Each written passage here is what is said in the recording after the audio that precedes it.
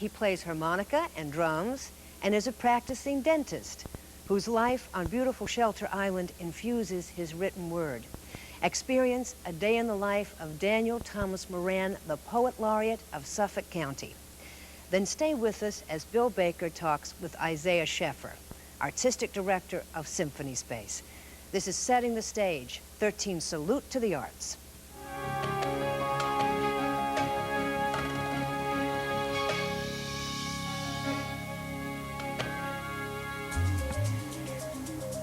Sometimes I take the long way home to see what I've not been missing, to be nearer those things I can do without.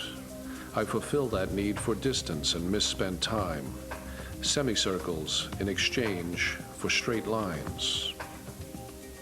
I really do have almost 2 full-time jobs. I usually get up about 7 in the morning and get in my office around 7:30 and check my phone messages and things and start working at about 8:30. And I try to be home by about 1 or 2 in the afternoon, and then I spend a good part of the rest of the day writing. I probably spend as much time being a poet as being a dentist at this point. A poet is what I am, and a dentist is what I do. So I really see the dentistry as a profession that I take very seriously and work hard at. But I was writing poetry long before I ever thought of being a dentist, and it's something that's really part of who I am. I probably would be described as a lyric poet in that most of what I write tells some sort of a story, but I think what drives a lot of my work is that I'm just a really close observer of life and of people and things that are going on that I find interesting. One of the things that defines a poet is that he thinks in very unusual ways and sees the connection between things that other people might not connect. I can watch something that's going on in nature and somehow I'm able to connect my internal environment to my external environments. At my window, a red feeder, suspended with hope, beckons to the secret places. Weeks in vigil without visit, then arriving like moments, frequent and floating, 2 tiny wings in harmonic perfection. The poem was structured in a way to suggest the movement of the birds, which is very halting and quick. Some people would refer to that as a concrete poem. In other words, there's a shape to the poem or a structure to the way it's on the page that adds more meaning to the words. Still, then sprung like an arrow from a new-strung bow. They dare to pause. Ruby throat quivers with drinking. Emerald feathered back shimmers in tracing sunlight.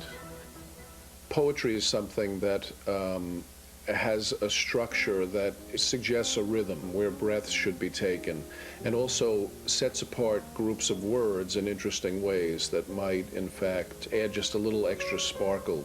Some people write in longer lines, some people write in very short lines. And it's possible that the meaning of the poem might be enhanced by the way that the lines are set up.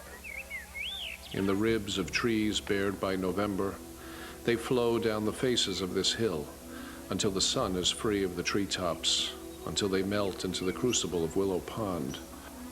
I think where I live has a great deal of influence on me as an artist and as a person, because Shelter Island is a very unusual place in that there's a beautiful natural environment here. I think that a poet has tools just like a carpenter would, and I try always to write with a fountain pen. I just enjoy the way that that feels in my hands, and I don't write any other time with a fountain pen except when I'm writing poetry. And I can sit around for a couple of weeks and not write anything, and then all of a sudden, in one day, 2 or 3 things come that might wind up being poems that might be published somewhere nice. I've become more comfortable with the speed that I write things at and try not to over-edit them too much. Because I feel once you're taken away from that emotional moment and that insight when you started to write, it's hard to go back and make it better and not also run the risk of making it worse.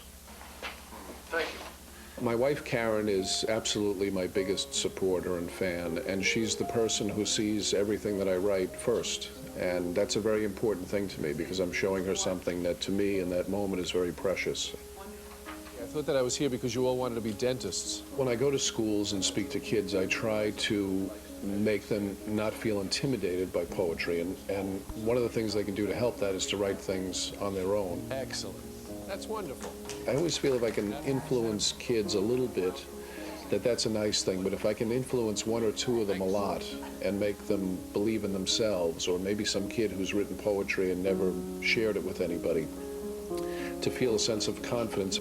So I tell kids that you have to fall in love with the process of writing and enjoy doing it, and what happens to the writing after it's finished is really going to be up to someone else. So there's a great deal to be gained from reading poetry, and it's an adventure. You have to look to find things that you like, and you may read things that you don't like at times as well. But when you find something that really strikes you, it's a magical moment.